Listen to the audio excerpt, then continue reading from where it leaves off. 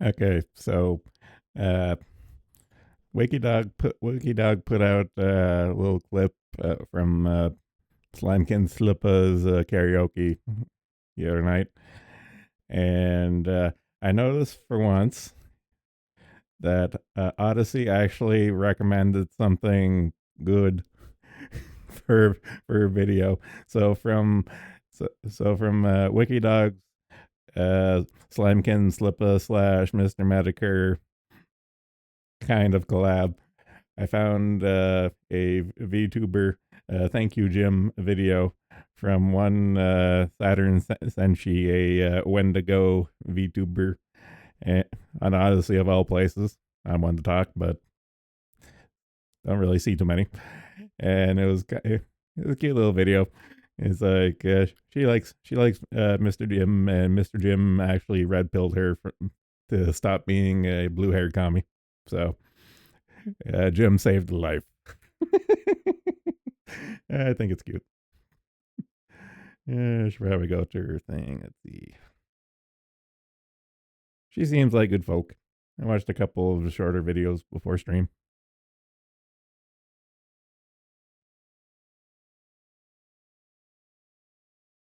Don't know why chat's not showing up. I have it popped out. Why aren't you working? Turn on, turn off. Repop. Repop. Pop out chat. Detect, you son of a bitch. Yeah, whatever. Doop, doop. Oh god, this is. I can't. I can't. This is gonna be so fucking stupid. I can't. Video game consultancy. Consultancy. The Melanin Gamers launches rating system for toxicity in online gaming. Gets immediately mocked.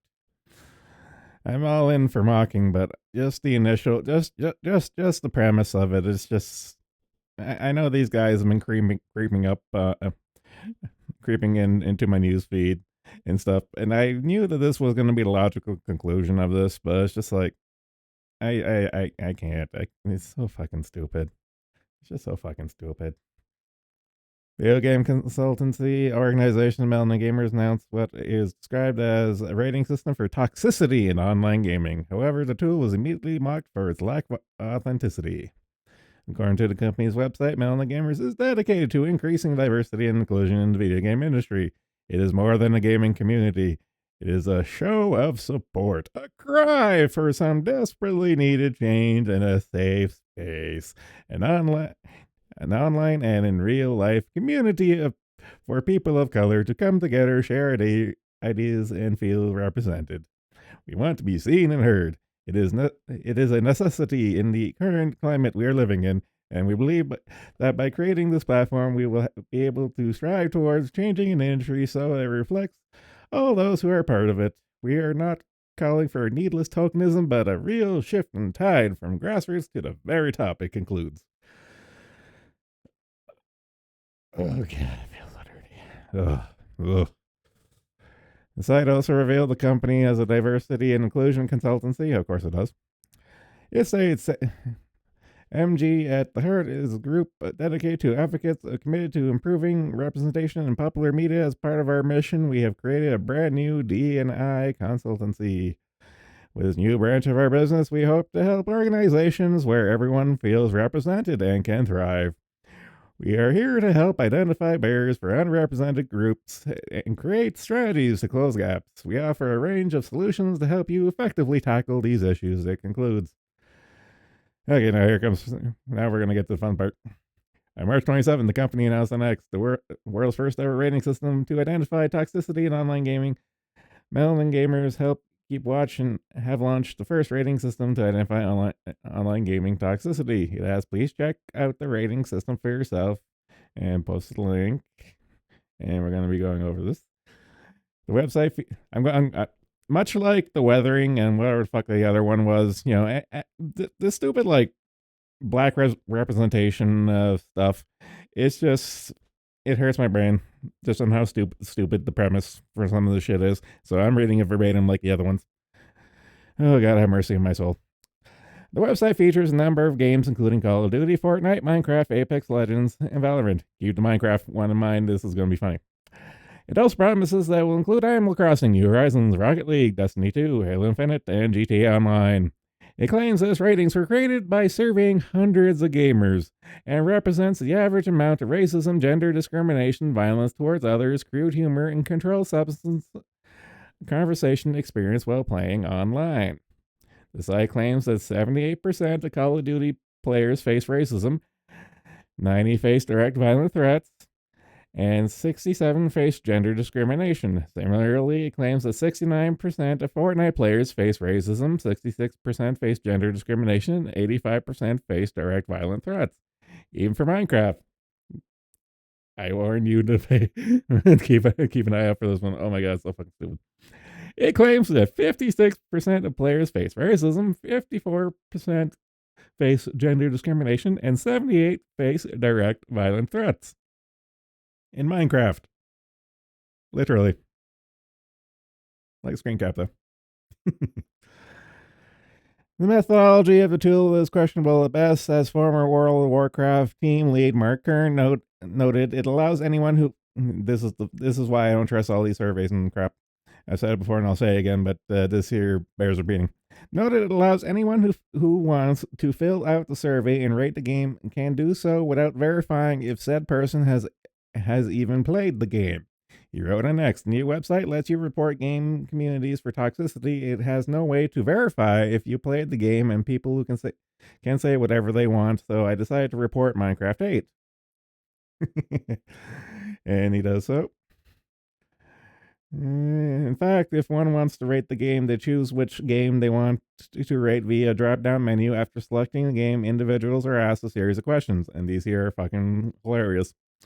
For Call of Duty, it asks, please indicate if the interactive user-generated aspect of the game, such as audio and or text, include any depictions of, inference of, references to, or depictions of sexuality, suggestiveness, provocative attire, or nudity. The responses are yes, no, unsure.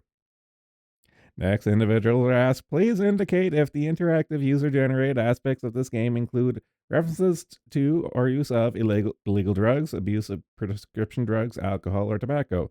Responses are yes, no, unsure. It continues. Please indicate if the interactive user aspects of this game include references to bodily functions such as belching, flatulence, or vomiting, used for humorous, offensive, or derogatory purposes. How fucking puking your guts out is derogatory? I have no idea, but okay. Responses are yes, no, unsure. Again. Next is asked, please indicate if the interactive user-generated aspects of the game include the uses of, inference of, or description of racist, xenophobic, or and race-based discrimination and or hate. Responses are yes, no, unsure. It goes on. Please indicate the interactive user-generated aspects of the game include descriptions of, inference of, references to, or depictions of violence in any form. Again, this is one that was specific for Call of Duty. Finally, includes asking, please indicate the interactive user-generated aspects of this game, including sexism, misogyny, and homophobia. Responses are yes, no, unsure. Last slide asks for demographic data. So it's like male, female, non-binary, other. So brave, so stunning and brave. Prefer not to say. What is your age? All the age ranges, country, blah, blah. And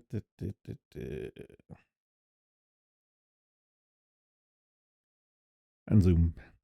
Social media users quickly mock the rating system. Lawrence Glimmer wrote, what is the point when the mute button is just a few clicks away? Good questions.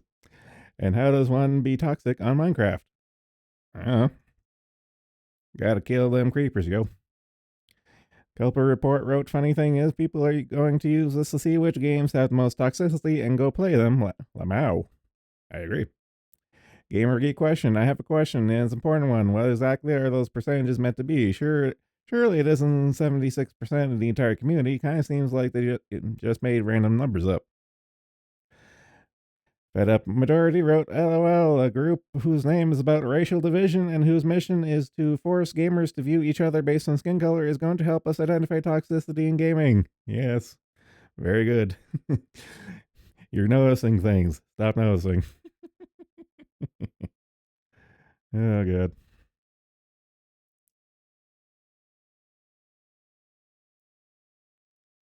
Oh, I got through that there, where the stupid has only begun. Kotaku senior editor Alyssa Mercante calls for mass reporting of Mark Kern over April Fool's joke and describes gamers and Elon Musk as misogynists. Oh, Lord, give me strength. Kotaku senior editor Alyssa Mercante called for her fellows to report former World of Warcraft team lead Mark Kern over an April Fool's joke. And let's just get to it. Uh, here's literally the hate campaign that they want to report good old Grums on. It is my pleasure to finally announce my wedding to Kotaku senior editor Alyssa Mercante. Everyone is invited. Maybe she's angry. It wasn't really a flattering picture. I guess. In a now deleted post, Mercante called for her followers to report Kern. She wrote on X, report this, please, thank you. Interestingly, Mercante did not appear to realize the post was an April Fool's joke, given she followed up her own now deleted post writing, save the date. Puts no date. Yeah, that's one ugly bitch. Yes, I know. Yeah, no, something's not going on upstairs. That's all I'm saying. So a dumb broad that fails to realize an April Fool's joke and how there's no date on an April Fool's joke for, the quote unquote wedding. After deleting posts, Mercante doubled down on the thread where she not only called for her followers to continue to report Kern, but described him, gamers, and even Elon Musk as misogynist. She wrote, yes, what is happening to me and other women on this app is misogyny. It's tired, it's old, it's boring. They're mad that I'm comfortable in my sexuality. I once made money off of that. I'm openly queer and engaged to a man, so they do shit like this. Oh, that poor simp. That poor simp. That poor simp. Does her boyfriend mind that she's getting married? they the way I see it is that they opened up the polycule. It's an open relationship. They want to add Mark Kern to the polycule. Oh god. And she's just kvetching about the usual shit. It's like wah, misogyny, wah. It's like, no one gives a fuck.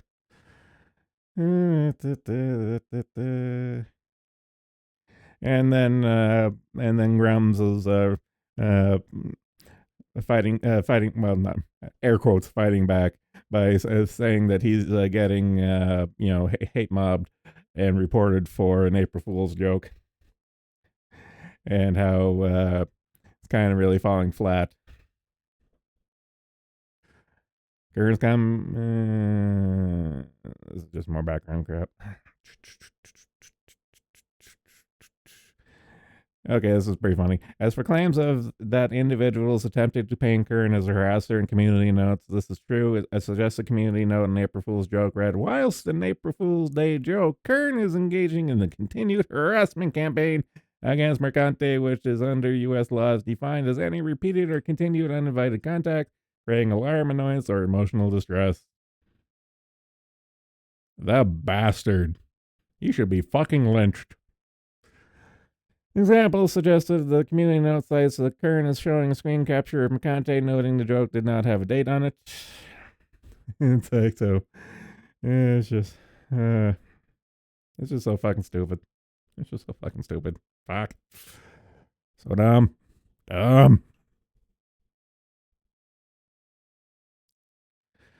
Compulsion Games community manager reportedly protected despite declaring hatred of gamers and claiming white male gamers were a mistake. Oh god, this kind of again. A new report claims that Compulsion Game Games community manager Katie Robinson is being protected despite declaring she hates gamers and previously claimed white male gamers were a mistake. Robinson, who announced back in the end of September that she became community manager for Compulsion Games, wrote next February 14. Honestly, I hate gamers. We've covered this. We've covered this broad before. Her, her post about hating gamers came a day after the official Compulsion Gamers X account announced its support for Crystal Dynamics trigger warning in the beginning of Tomb Raider 1 to 3 remastered. Cover that at the time too. Trigger warning, blah blah blah. We've already been through that. Get to the prediction part.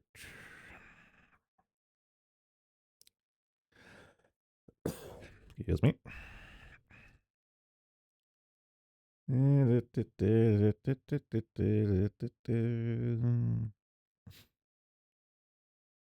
Ah, okay. Now, former World of Warcraft team lead Mark Current reports that Robinson is being protected. He posted on X more X developers come forth about Sweet Baby Incorporated project South of Midnight by Compulsion Games. He then shared community manager is still protected after saying she hates gamers and has a problem with Asian and white people. Next, he reiterated the details from the previous report. Main character is race swapped in order to better reflect the tale set in Deep South after MS and SBI involvement. The team that created their past celebrated title We Happy Few is mostly gone, leaving after being disillusioned about changes after your Xbox, MS, and SBI involvement, studio politics, and more. He added less than 10% the original We Happy Few team remain. Furthermore, Corn. Blood for the Blood God. Kern relayed promotion of non-qualified staff to lead in management positions resulted in the mess of a project. No idea how to make a game. He continued, the dev team now almost entirely white and based in Montreal, Canada, and many devs feel uncomfortable creating a game in the Deep South with so little experience in the area. SBI and the POC writer were brought in on board to help with more authentic perspective, he's added. Kern then shared at least one of his sources relayed to him that Robinson was one of many incompetent hires working at Compulsion Games. The gamer hating community manager, Katie Robinson, is cited as one of the many incompetent hired into senior positions who does no actual work, many such cases. He continued a quick glance at the company page. He manages Compulsion Games, reveals virtually no info about the game, and consists entirely of retweets of DEI related matters and promotions about other games and companies. Kern concluded the information he received from sources writing devs paint a picture of a passion project by a creative director who grew up in the South, gone awry after MS Money. Project in poor state of development, good devs with good intentions being hamstrung by poor hires and promotions not based on merit, and very poor community management. There are many good people there. Finally concluded his post writing, my personal hope is that Compulsion Games turns this around, creates a beautiful fantasy story they intended. They should clean up staff and get a new community manager who actually loves their game and loves gamers, and they should fire Sweet Baby Incorporated and let gamers know they did. Hey, that'd be awesome marketing right there, but they're not going to do it. There are many, many devs in the industry who are held hostage, silenced by DEI culture, a fear that prevents them from doing the job, from DEI and ESG culture, lowering quality and abandoning merit, causing many talented devs stuck without promotions or forced to leave, causing projects to fail. This has to change to fix gaming, he finished. So, we're going to be seeing more of this shit. It's not going to slow down anytime soon. It eventually will, but not anytime soon. Oh, God.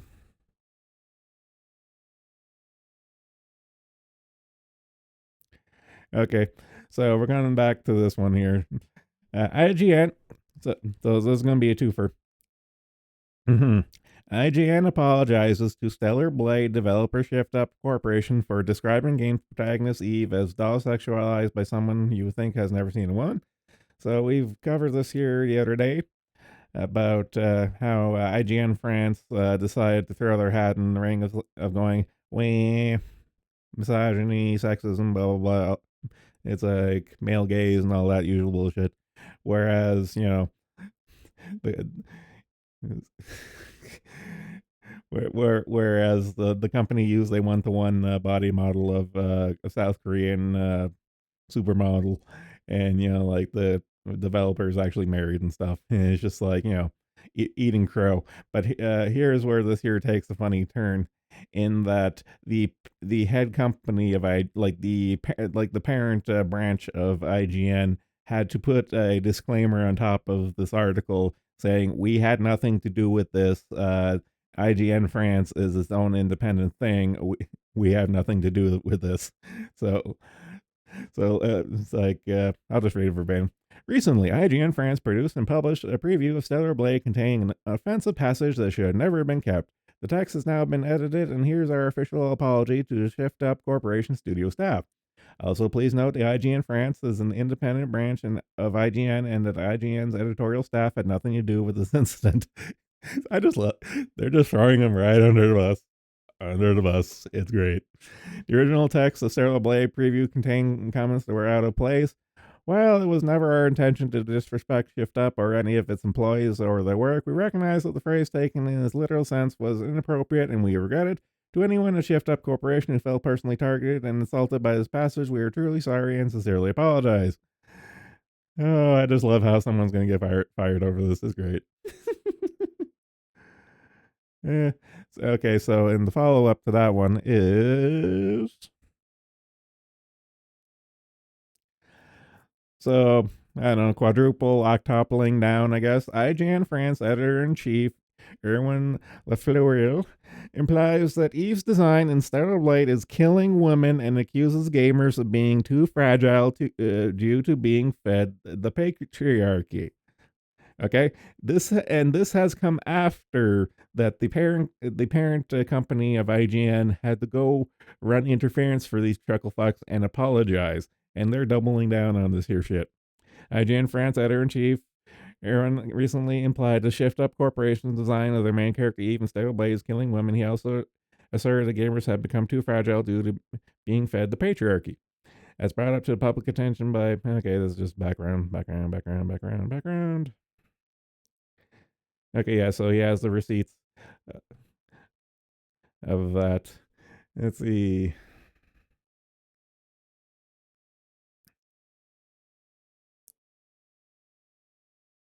IGN has been seething over Stellar Blade since it was announced a couple years ago. They have been given that game so much publicity, it would have better if they just ignore it. Left to see own goal from them. Yep. I had to cut down on my patriarchy takes. Doctor said I had too much cholesterol. Yeah. In my case, no. In my case, my doctor said it had too much salt. Okay, so let's see.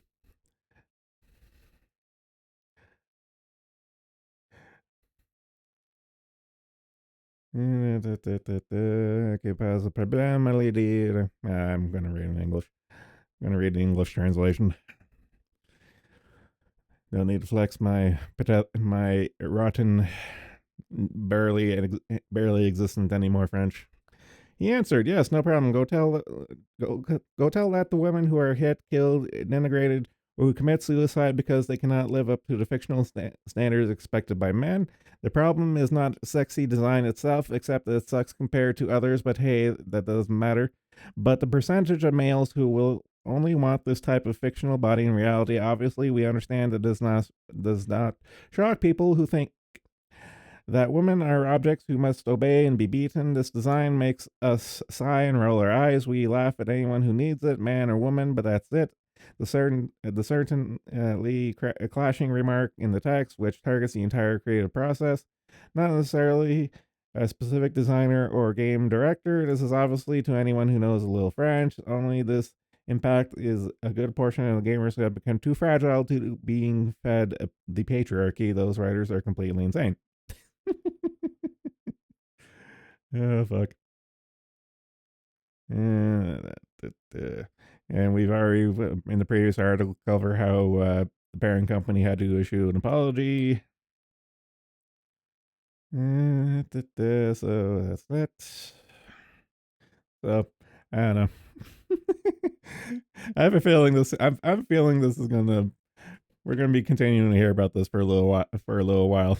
Because even though after getting bitch slapped from the parent from the head office, they're still doubling down. So that's going to be funny.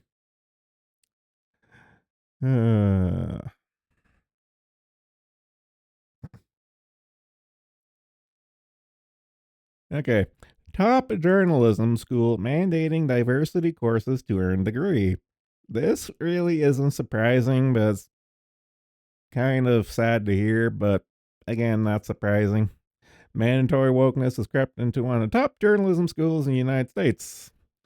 Walter Cronkite School of Journalism and Mass Communication. Oh fuck, Walter Cronkite would just have a field day if he were to see the modern state of journalism.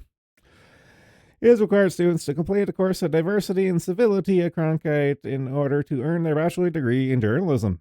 The course, which also applies to students studying sports journalism and digital media, redefines such traditional phrases as America is a melting pot as race based microaggressions and teaches future journalists to avoid assuming unearned benefits that come with heterosexual privileges. Oh yes, this is everything. The instant you hear like a diversity and inclusion mandated course, you already know that everything is going to be in it. It's all the usual shit we've seen. Uh,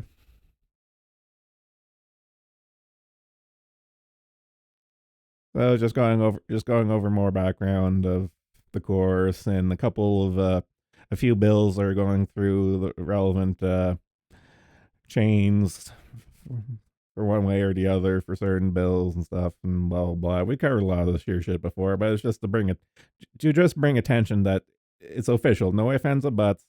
There are literal indoctrination courses in universities for this shit. So sad. Many such cases.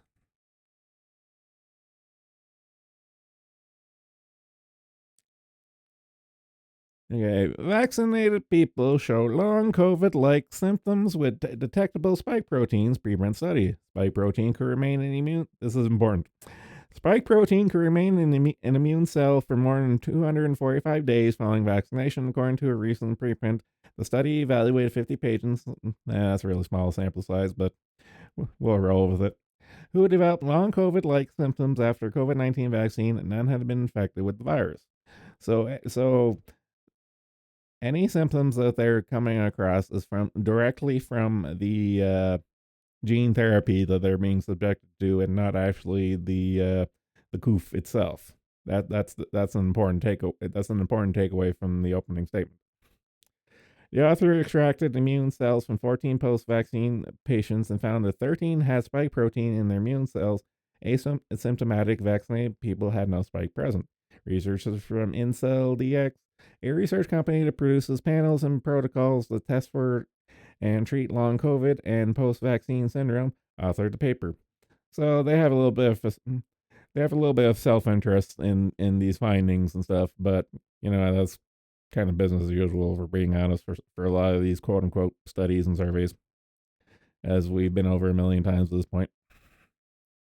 Like even stuff that I agree with, I'll take with a grain of salt and not really put too much faith in it for many reasons. In this case, they have a vested interest in these results coming up the way they are. So, strike one. Small sample size, strike two, and on and on. But if what they're finding does actually bear out reality and stuff, it's again just another nail in the coffin for the noble experiment of gene therapy on a wide scale. Of you're worst off in many different aspects that we've been over and over and over again, and that you're just worse off, being subjected to this gene therapy with absolutely no upsides. The longer time goes on. Actually, I do like this point. I do like this closing point. Long vax masked as long COVID. The study findings imply that some people diagnosed with long COVID may actually be suffering from post vaccination symptoms. Evidence they blame vaccine injury on long COVID, Dr. Lynn Flynn. Okay, that name gives me chuckles. Virology and infectious disease expert wrote on X citing the preprint. Dr. Patterson said that the symptoms being reported in these post vaccine patients were almost identical to the symptoms in long COVID, with the predominant symptoms being fatigue, neuropathy, brain fog, and headache. Long COVID patients in another cohort also reported these symptoms. Long-vax has a very low prevalence, but because billions of people are vaccinated, there's a greater number of individuals who have long-vax. He added, apart from post-vaccine syndrome, Dr. Passon said that the patients with exacerbation of Lyme disease. Oh, we're crossing all the circles on this one. And myalgic encephalomyelitis, chronic fatigue syndrome, have also been labeled as long COVID patients due to symptom based diagnosis. I might pay attention to that in the future. Seems a little sus. A little sussy.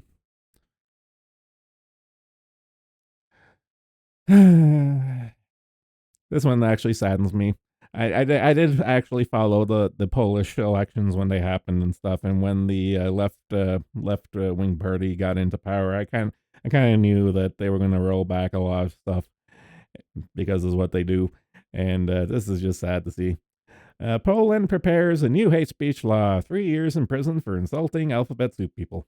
Poland, once a bastion for conservatism, is radically shifting gears under the new left liberal government with a new hate speech law that could see offenders in prison for up to 3 years for offensive content against alphabet soup people. The left had already been pushing for stricter speech controls before the coalition government formed, and since it won the power, the left is now making good on its promises. On Wednesday, the Polish Minister of Justice published a draft amendment to the penal code regarding hate speech in the website of the Government Legislation Center. The new draft law is looking to expand classifications regarding hate speech to include age, disability, gender, sexual orientation, and gender identity, according to a Polish news outlet. I'm not even going to pronounce that word. Well, new government move to crack down on hate speech, and we've seen this before. Like I have in Canada, we've recently covered the hate speech law working that's now in effect in Scotland, and how J.K. Rowling is, throwing shade on it and saying, "Come get me, bros." So I have a feeling some people are probably going to be pushing their luck in Poland if this year ends up coming to pass. Many such cases. Sad to see though. Open demo.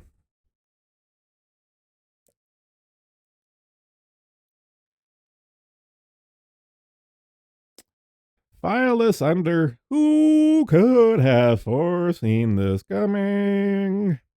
Mass layoffs begin in California fast food chains as $20 minimum wage law takes effect. The result shouldn't surprise anyone. Inflation has driven up operational costs for businesses across the U.S. and shrunk profit margins for major food chains in the past few years.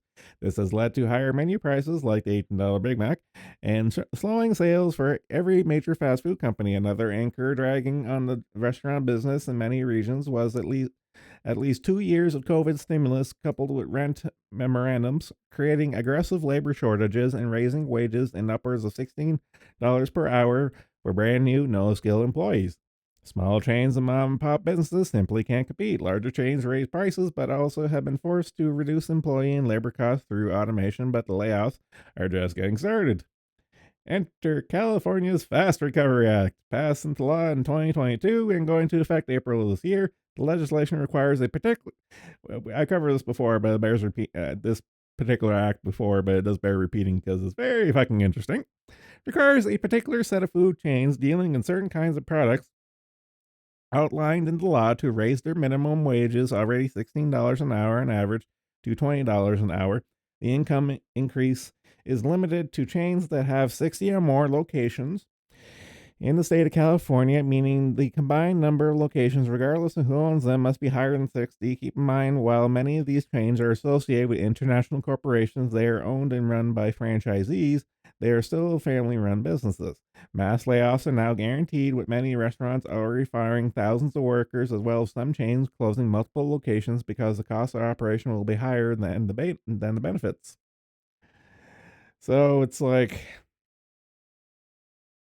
I know we've been saying this for years. At that point, at this point, like fight for 15, and now in this case, fight for 20 and stuff. It's like people, like okay, people are financially illiterate by design, and it's really kind of funny to see this illiteracy kind of slapping them in the face. It's like, okay, we're gonna fight for minimum wage. I was like, motherfucker, the minimum wage is zero.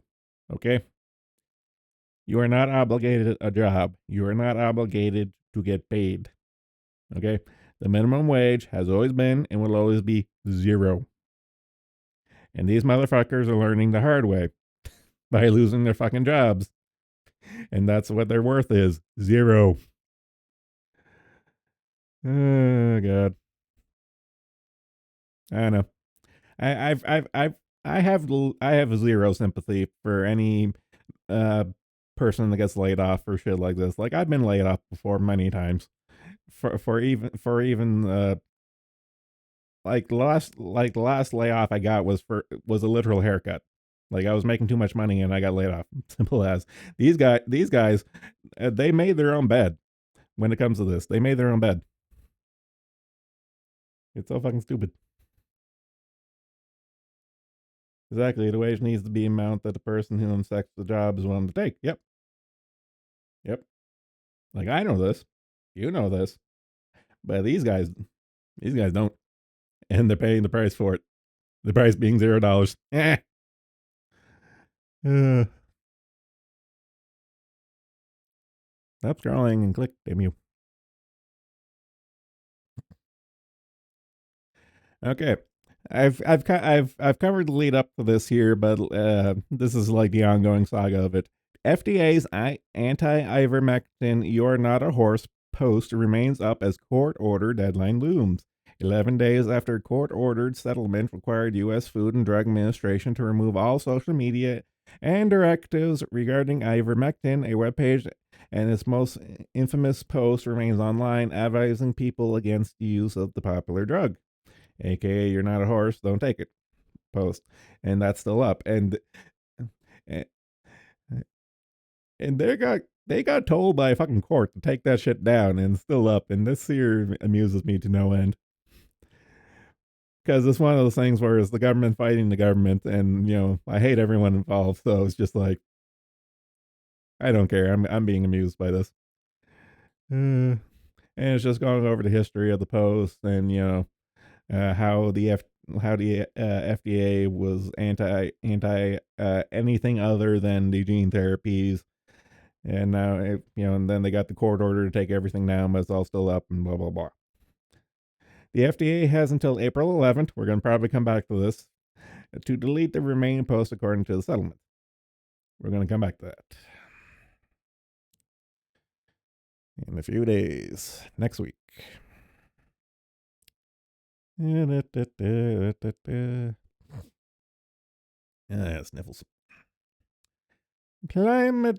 Okay, this one here is fucking wild.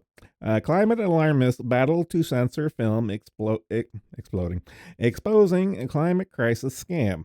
It has been a little over a week since Climate the Movie, a documentary produced by Thomas Nelson and directed by Martin Durkin, was released on Vimeo, YouTube, Rumble, and other platforms, and already has garnered millions of views and thousands of reviews. I'm going to read this one verbatim because it's kind of important and wild. Watch this documentary to understand the lies and the pseudoscience and also the self-interest of government-funded parasites pushing climate alarmism.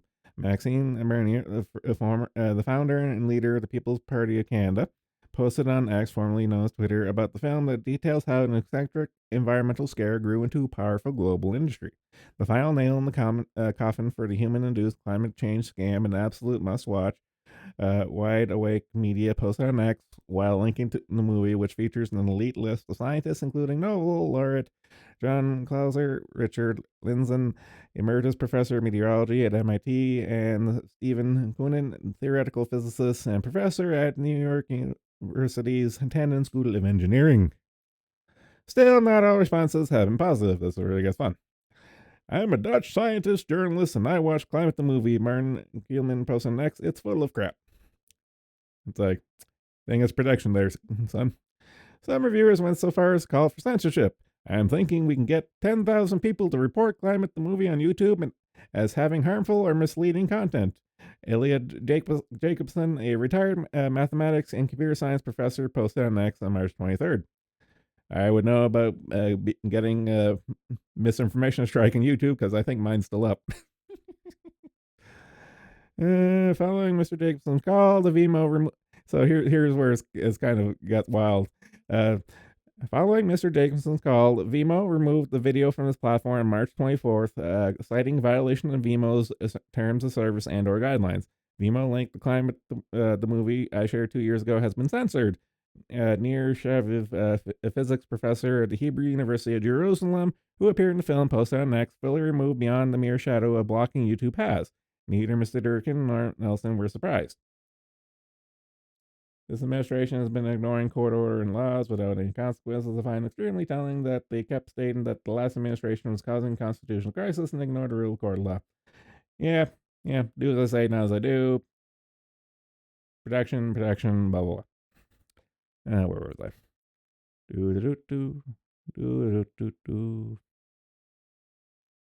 I? Something bigger going on behind the climate thing beyond the narrow arguments about whether it's true that carbon dioxide causes all the stuff, which of course it doesn't. Mr. Durkin told Epoch Times there's almost a blanket ban skepticism on mainstream television. It's kind of Marxism, I suppose. There's an entire class of people who have an interest in high levels of taxation and high levels of regulation in what might broadly be termed the publicly funded establishment and the education establishment. Mr. Nelson concurred there's a big difference between the climate realists and the other side. He told the Epoch Times climate alarmists are constantly reporting us and telling people that don't agree with them. I never see climate realists saying, let's report people from the other side and let's take down their videos, let's censor them. All the censorship is coming from one side, and all the free speech and let's debate is coming from our side. We want to talk about it because we're confident with our evidence. Censorship unchecked. Immediately after Vimo removed Mr. Durkin's film, he reached out to the platform. I'm a reasonably well known veteran filmmaker, award winning, he said, and I told them via electronic form, look, all the archive and music is cleared. We absolutely have no reason whatsoever why this was suspended. We've got a lot of good scientists in it. Mr. Nelson posted on X. Hey, Vimo, specifically, what's your justification for censoring Climate the movie? A lot of people said they couldn't believe it was being censored, Mr. Nelson said, but I never got an official response from anybody. Mr. Durkin didn't get a response either. About 12 hours after it reached out, it went back up again, but we don't know why. I presume that some Greens complained about it and they automatically took it down. Fair dues for Vimo that they put it back up, though. That was good. They shouldn't have taken it down to begin with, so I'm not going to never forgive, never forget.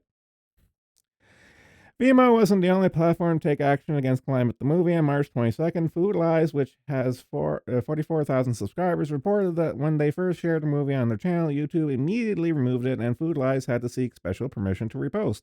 When the report was granted, the YouTube added the following contextual warning. Climate change refers to long-term shifts in temperatures and weather patterns. Human activities have been the main driver of climate change. Bullshit. Primarily due to burning fossil fuels like coal, oil, and gas. Bullshit. And includes a link to the United Nations What's Climate Change website. Further, Mr. Nelson said he believes Google is censoring the movie's website. We may have been shadow banned, but we can't prove it either way, he said. I don't think Google wants to direct people to our site. However, Mr. Nelson and Mr. Durkin agrees that the purchase of Twitter by Elon Musk in 2022 changed the social media censorship game. We've covered this many times, and stuff, and the powers that be are still, to this day, fucking butthurt over it. It's fucking hilarious.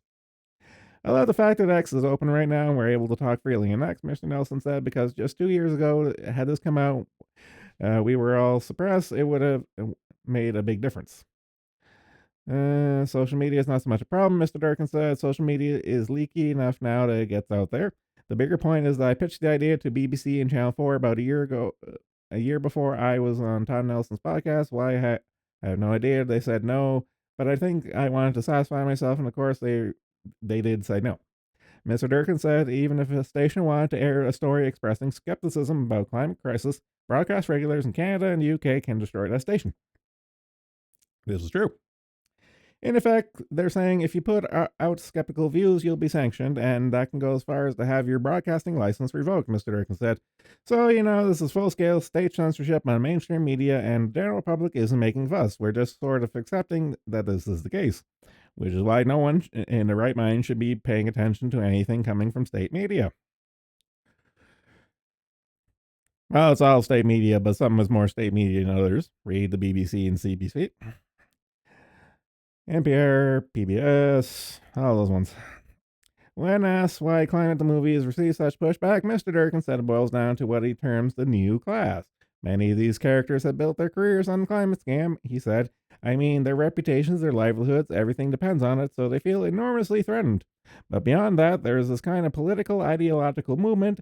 It's not just about the weather, and everyone who promote it, most science is publicly funded, and a lot of scientists are involved directly with publicly funded institutes, are part of the publicly funded establishment, so they have that worldview. If you look at political analysis of people in universities, they are 99% Democrats or left wing even. It's now de rigueur in those circles to hate Trump, to believe more regulation is a civilized thing, to think that public backing for the arts is a good thing, and so on and so forth. And when you come out and say that you don't think climate thing is true, you're not just making a narrow point about medieval warm period or geological record on temperature. You're saying something much bigger ideologically. This is true. You're saying that maybe Trump's not so bad and the Second Amendment is a good idea. You're suddenly lumped yourself with the deplorables and the people in pickup trucks. And if you're in Britain with the Brexiteers, you're putting yourself in a whole other social case, as it were. Mr. Durkin said before the release of the film, The Great Global Warming Swindle in 2007, which the head of science at Channel 4 asked him to make, he was considered to be one of the hottest science documentary producers around and was regularly tasked by Channel 4 to produce films. But after that film's release, it took 3 years before Channel 4 asked him back. He said the regular invites to dinner parties and social gatherings in London, media and academic types dried up. My wife was extremely cross. There was a huge backlash, and she had really bad memories of the immediate aftermath putting Swindle out, and that's why she was very reluctant to have me make another film, Mr. Durkin said. So, that part of the film where we talk about the social costs of coming out against climate in terms of ostracism from a particular social class, the new class, that was personal. Understandable. The new class. Mr. Durkin, who's published a book that takes a deep dive into new class, said one of the characteristics of that group is they consider themselves to be part of the intelligentsia. By that, he means those who have a university degree that have very little application in the real world, aka the liberal arts majors. They hate capitalism because capitalism hates them, and the market hates them, he says. If you do a degree in sociology, what use are you to man or beast? If I'm running a lawnmower company, I do not need anyone with a degree in sociology. So they resent that they're not well received in the marketplace, and historically they embrace the state because it provides them with an income and gratifying grand title if they're working on some big government agency or forum for the UN or an NGO or NOAA or whatever. Mr. Durkin said the class is at odds with the working class and is enormously powerful because the part of the publicly funded establishment. Until we understand that they are a particular group, they have a particular set of interests, and those interests are involved taking away our money and taking away our freedom, then we're in trouble, he said. I keep telling people incredibly in the United States and the UK, more than twice as many people work in the government that work in manufacturing. If you told some Americans in the early part of the 19th century that could ever happen, they would have thought you were absolutely nuts. That's the sad reality we live in now. And this shit's fucking wild.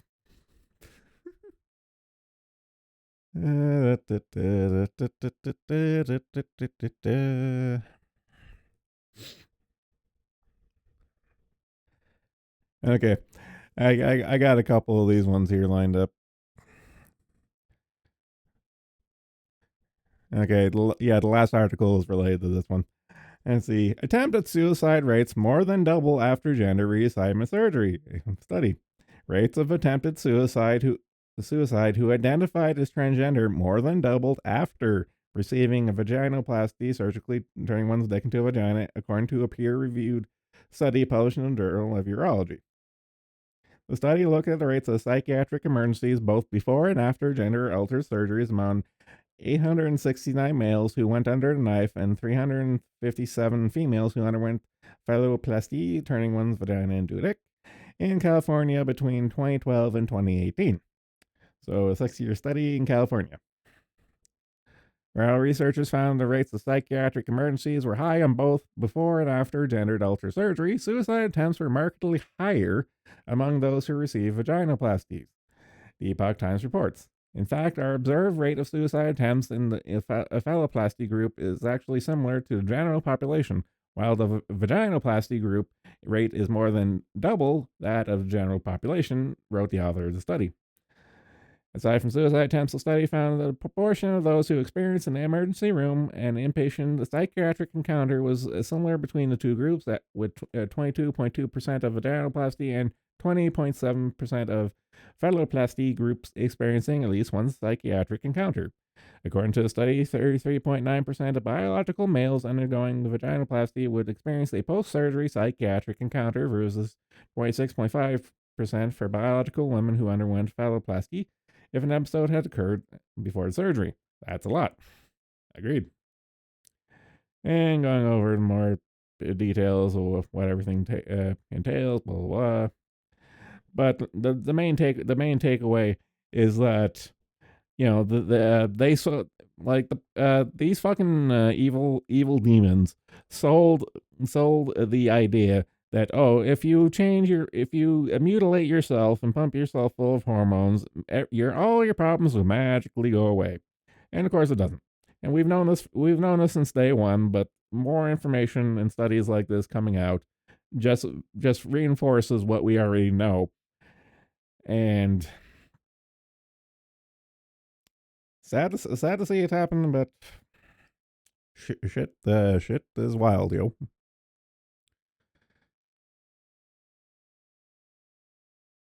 Oh, this one.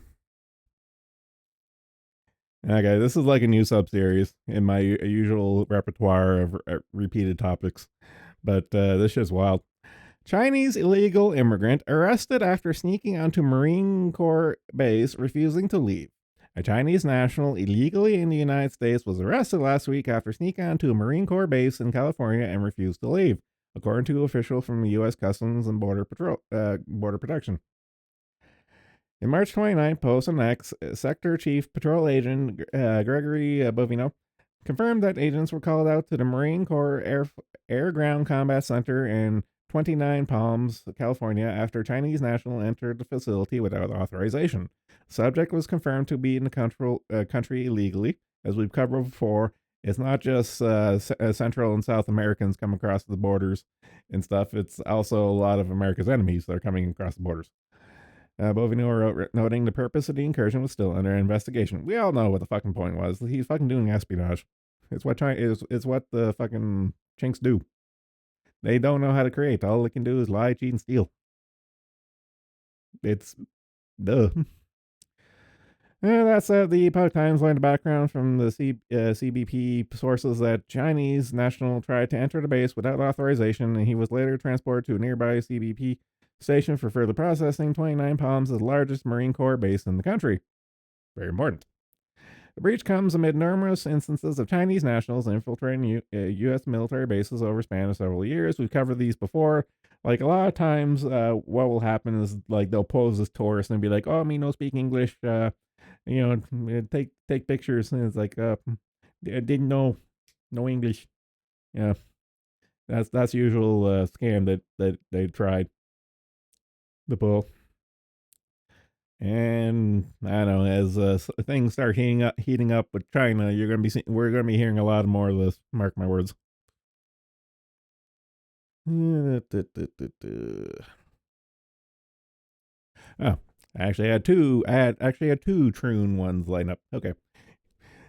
Leaked files from transgender association shocking and horrifying admission, critics say. A leaked video and documents exposing the inner workings of the organization responsible for setting the so-called standards of care for gender transition treatments and surgeries of children is shocking, horrific admission, critics say. We've covered this year actually leaked a good while ago. And this actually leaked a good while ago, and we've kind of covered it on off and on. of the results that were shown in it. Me Chinese, me make joke, me go pee pee in your cake, in your Coke. Yeah. Yeah, something wrong.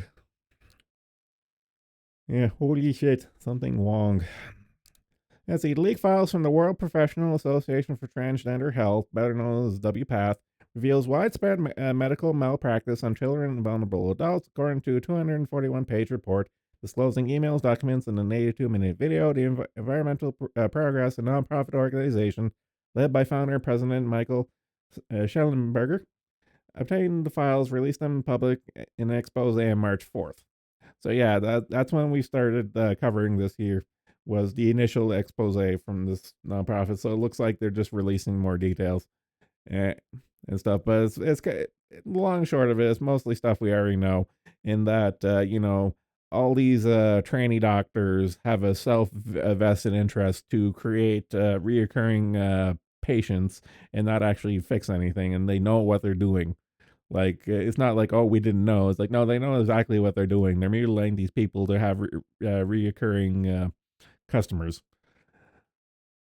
and they're doing it on purpose. And again, I've been over this before. It's just vile. It's just vile, evil shit.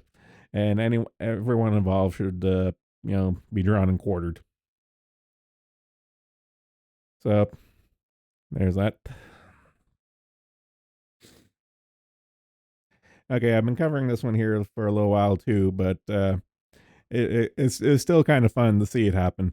Backlash is real. DEI exodus gains steam across corporate America. Have we reached peak DEI stupidity? Yes. We are well past the peak. As we explained in early March, both DEI and ESG gravy trains on Wall Street are finally coming to an unceremonious end. The unraveling of diversity, equity, and inclusion initiatives was seen on the state level as red states rushed to ban DEI programs in 2023. Google, Facebook, and other tech companies / DEI staff late last year. Earlier this year, universities began rolling back diversity programs, while Harvard president Claudine Gay was demoted. And we went over that entire saga as one giant telenova, and it was fucking glorious.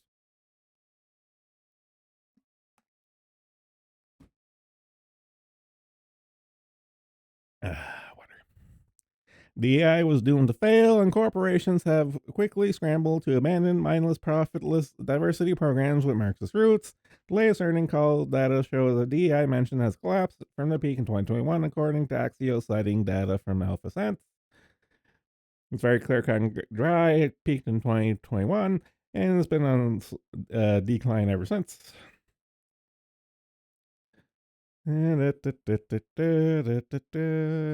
Covering stuff we done before. So again, we've been over the finer details of the death of ESG and DEI. But as I've repeatedly said before, it's going to take a while for the system to flush out, because a lot of these companies are like, yeah, when it comes to economics, like companies in terms of economics, you have to think of them as a really big boat. Like the bigger the company, the bigger the boat. And to turn a boat, it takes a lot of energy and takes a lot of time to turn that boat. If you're a small boat, you can be quick and nimble and change on a dime. But the bigger you are, for some of these major multinational corporations and stuff, for the ship to turn and become profitable again will take time. So it will take time to show results.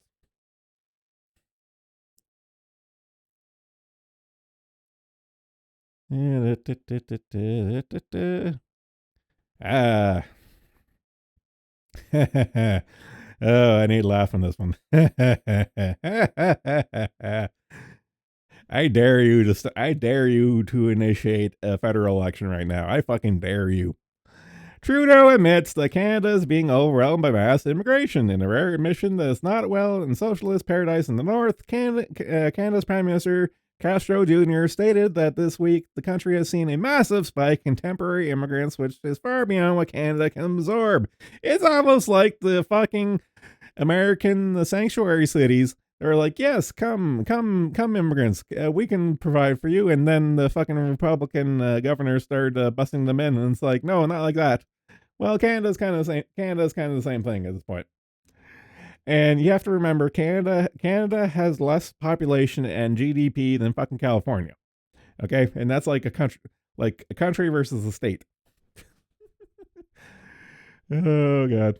You know, the grand noble experiment was always doomed to fail. Uh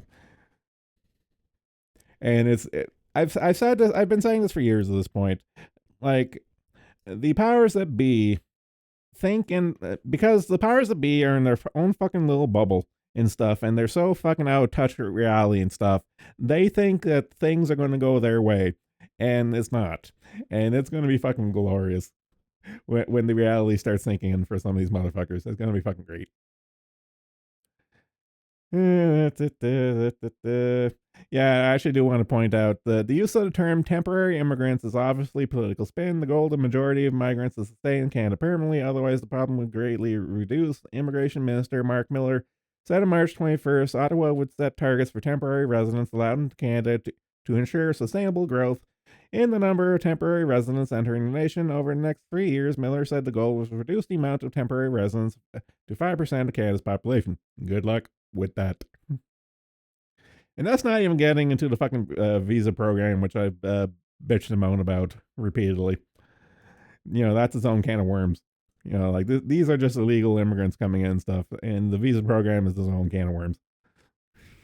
But even still, they can't put lipstick on a pig to make it look good at this point, and they even can't admit it. They have to admit reality, which is fucking hilarious.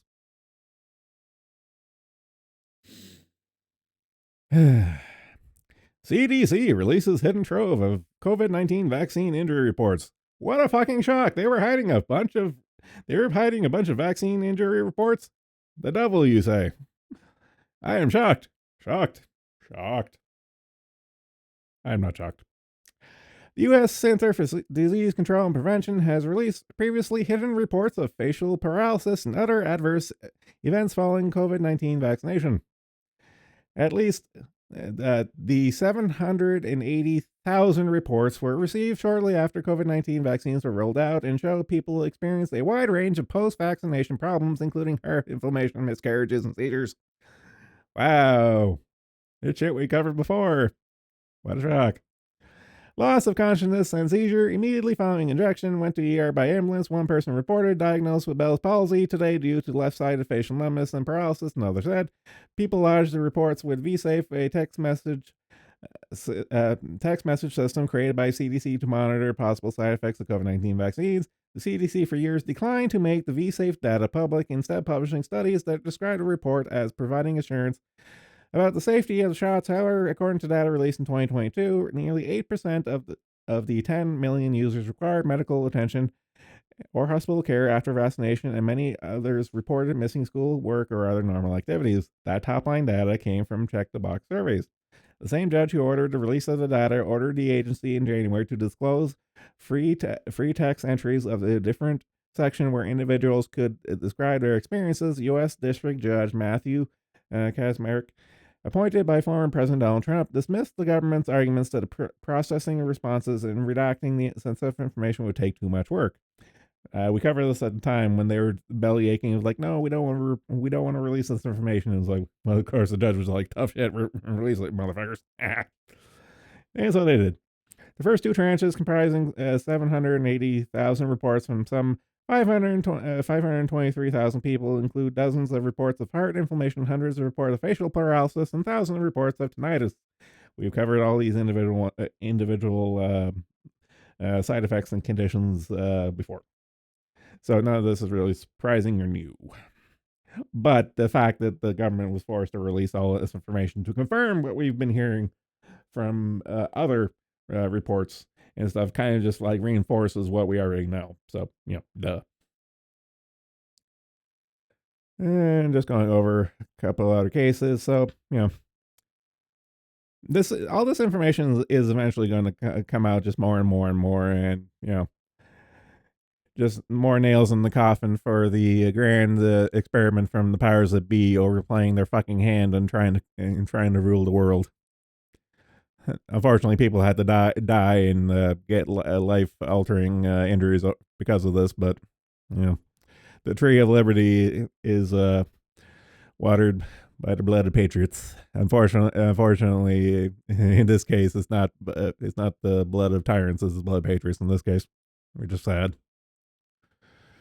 very sad.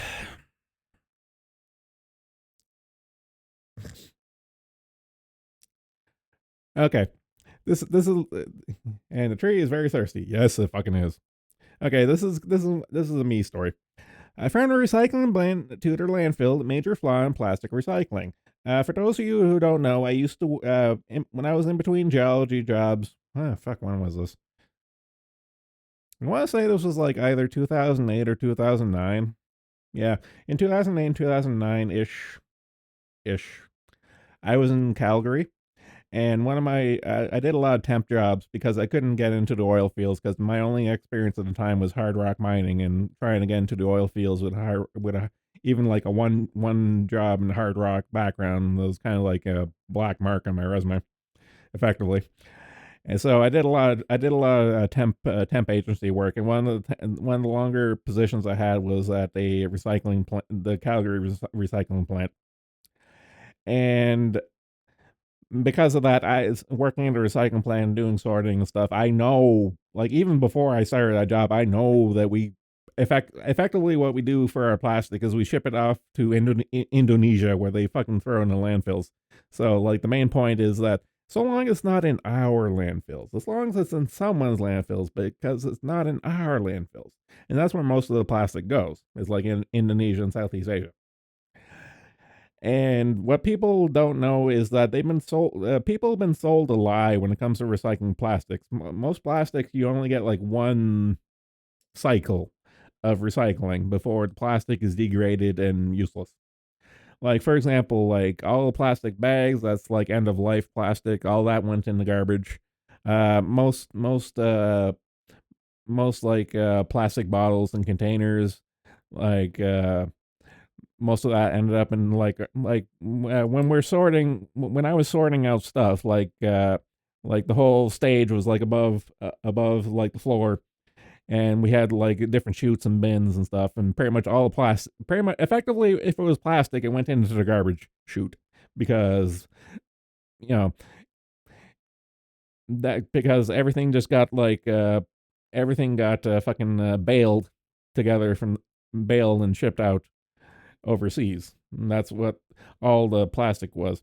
And for those, if as a point of information and stuff, recycling companies make their money on paper. That's like paper is the ultimate recycling thing, because you can actually make money off of it. And that was actually the main thing. Like yeah, the order of operations was paper made the most money in terms of recycling. After that was aluminum, and then effectively everything else was garbage. So it was like paper, aluminum, and then everything else was trash. And in this case, the trash was plastic, got baled and got shipped out to Indonesia. So as long as it's in someone's garbage, but not ours, and that makes us feel better.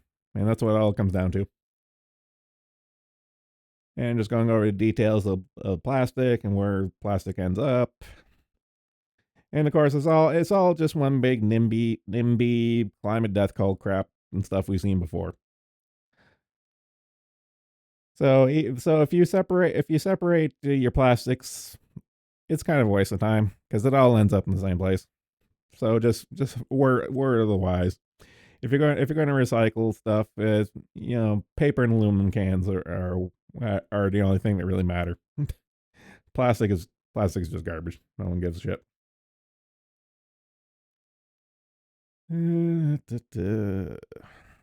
Okay, and the last article is what I was hinting at before for the other Troon shit. Is a 15-year study. The vast majority. So I've been saying this. I've been saying this since day one, and it's kind of nice with evidence to bear this out. I've covered other variations of this here finding stuff, but it bears repeating. 15-year study. Vast majority of children grow out of gender confusion. What a fucking shock. A landmark study conducted over the past 15 years has concluded that most children who experience confusion regarding their gender identity grow out of it and go to feel content with their lives as men and women.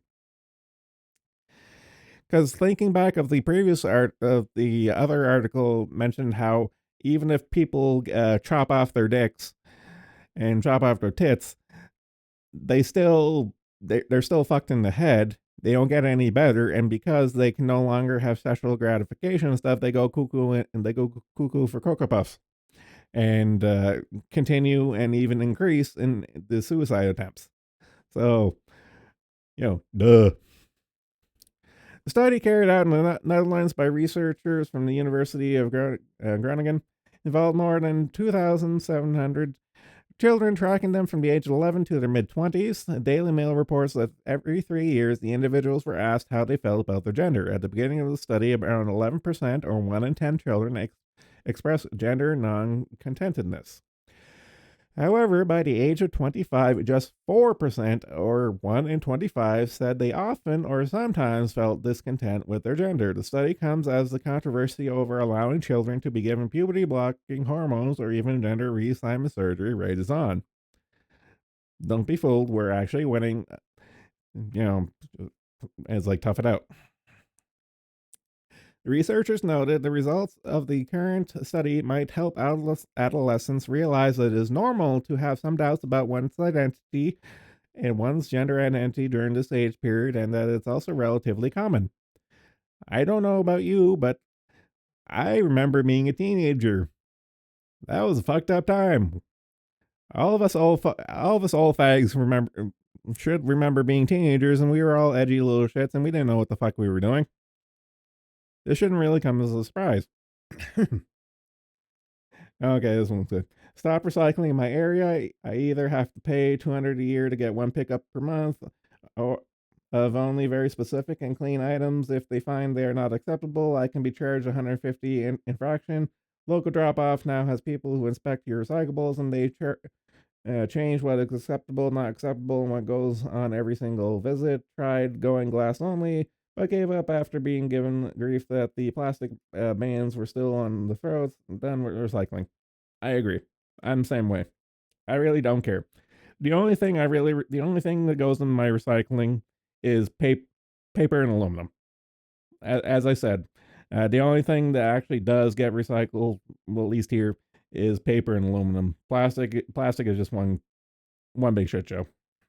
And of course, mixed items like the plastic bands and stuff. It's one giant crap. As a teenager, I should have gone to jail for how much I beat myself. Haven't we all? Let's be real. Haven't we all?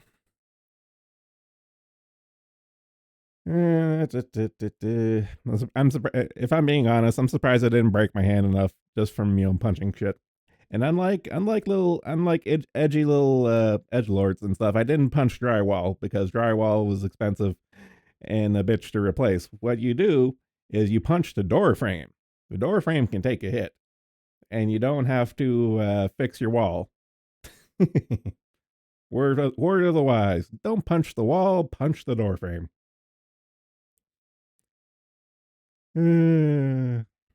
Blah blah blah blah blah blah. Going over more information, blah blah blah. But most of this here shit is we covered before and stuff. And of course, it comes, as I said, like we all know what it's like to be a teenager and stuff. Everything like you're like the adult brain doesn't finish developing until your mid 20s and stuff. So honestly, I've always been of the opinion that until your mid 20s, you really shouldn't be responsible for anything. If I'm being honest, you can't vote, can't drink, can't smoke, but you can't get taxed. That's the one caveat. Shouldn't be taxed to begin with, but I digress.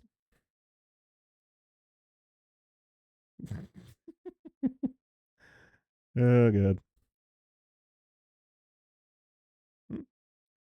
Looks looks like that VTuber I shilled at the beginning of the stream either uploaded a video or is streaming right now.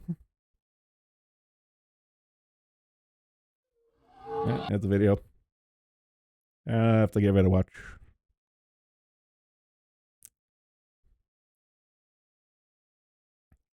So yeah, that's about all the news I got. So I'm just gonna go. I'm just gonna shill again. Saturn Shanshi is a Wendigo VTuber I've only watched a couple of her videos. She seems all right. Typical 1-2 view. It looks like one person joined after I shilled her. So helping out the indie market. But yeah, I saw her from the I saw her from the gym thank you gym video she did. So yeah, seems like good folk. Seems like good folk. I'll post her channel and chat again.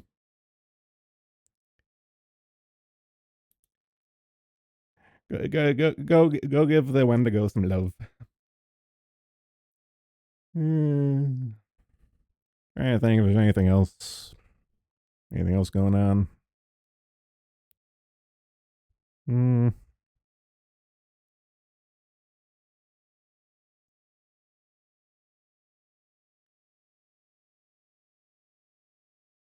Kind of curious to see what's going on in the Bong server. Been kind of quiet today.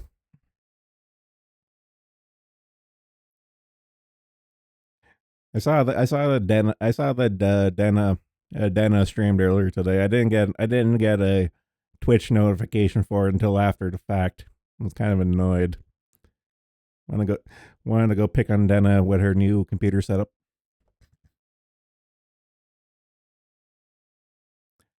What server? Okay, so uh oh yeah, I forget. I keep forgetting you knew. Okay, so uh uh the Splinter form. Why is my model fucked up? Reset model. Okay, there we go.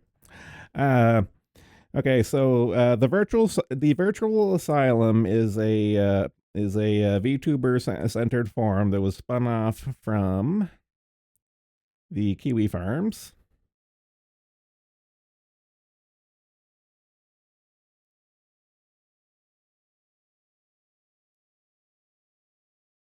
and it has a Discord server that most of us hang out in, and get it. It's kind of supplemental to the VTuber forum, and mostly we shoot the shit and hang out and shit.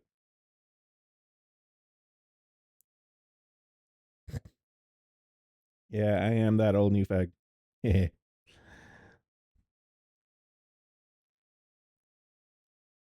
So yeah, the virtual asylum Discord server is where we mostly hang out, and where I kind of just like lightly browse and see what's going on.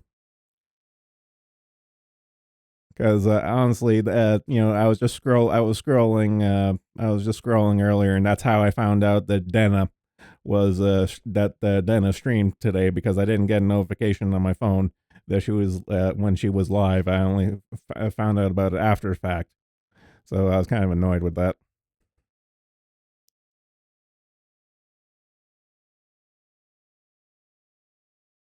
And I'm just scrolling through it right now to see if there's any talking points to pull from it that I feel interested in.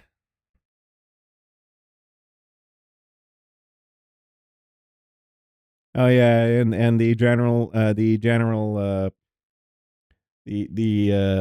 I forget what it's called.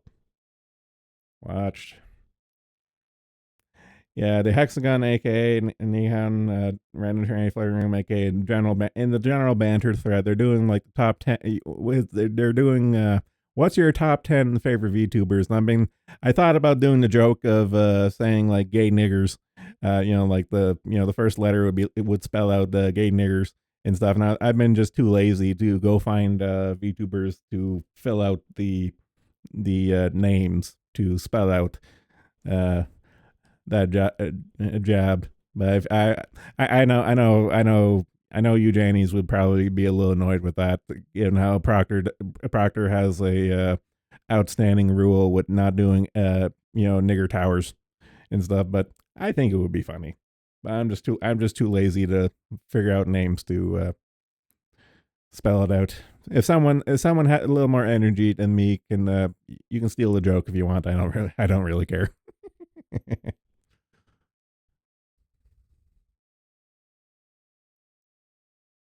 uh, okay.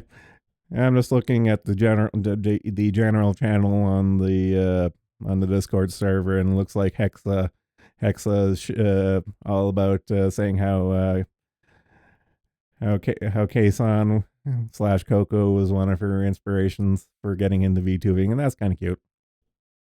Yeah, that's kind of cute.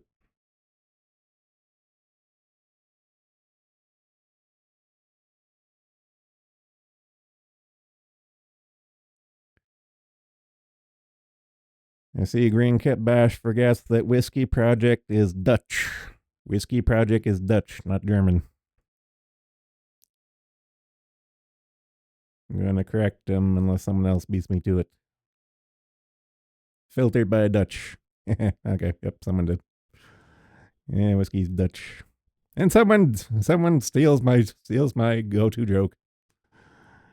Filtered by Dutch. Oh god. I wonder what's going on for indie and fighting. Yeah, it looks like someone's doing a Ninja Sanji tell all post. Oh, Murray's posting his fucking screen caps. It doesn't say what channel is doing it. If I had to take a wild guess, it's probably fucking depressed Nusagi again. I hate people who are intolerant of other people's cultures. And the Dutch. I fucking love that scene. That's that fucking scene is my go-to joke anytime someone brings up whiskey. Whiskey love, but again, the Dutch.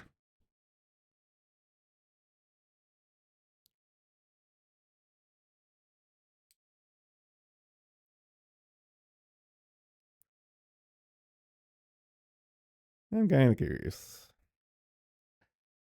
We've been okay. This stream has been weird. We've been kind of consistently around 30 ish people for the entire stream. So I don't know. That's pretty good. But I imagine it's because there's not much people streaming right now. Like I'm just looking at my Twitch list and see who we got. We got Nyaru streaming. We got Uwo streaming. We got Henya streaming. I wonder if there's anyone on fucking YouTube right now. Nyaru's dual casting on Twitch and YouTube. Oh, I don't know if anyone cares, but 2 days remain for the Kevin plush from Hunter the Parenting. 2 days to get your Kevin plush. Get him now. Put Alpha Boosa's kid through school. Oh god.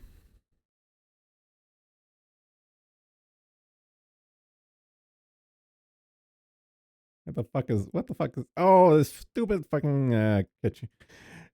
I still don't understand. I still don't understand what Kevin. I really still don't understand what Kevin is doing with this kaching thing. It's like you're making a dedicated channel for like fucking music group kind of thing and stuff. It's just like it's like we are Kaching, a duo subunit of Face Connect comprising of members of Irie and Clara. We run a bi-weekly podcast called Kaching Up and Passionate About Music. So all this is like the music. This is going to be like the music this is just going to be the music version of Phase Weekly, and even then, Phase Weekly is kind of just like who the fuck watches it? I love Dizzy. Don't get me wrong, I like Dizzy and stuff, but who the fuck watches Phase Weekly, and who the fuck is going to watch this? I don't get it. I really don't get it. Who's the audience for this? I don't get it. Kevin, Kevin, what the fuck are you doing? Fishman, what are you smoking? I know you're in BC, but fuck, lay off the weed. I don't get it. I really don't. It's so fucking stupid. Oh god.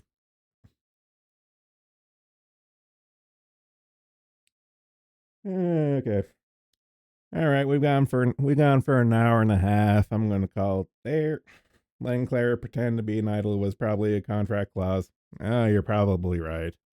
No, you actually nailed on the head. That's probably literally it. I'm angrier about this than I should be. It's just so fucking stupid. Okay, I'm calling it here. Thanks for coming. Take it easy. Later. Where's the fucking end thing? End menu.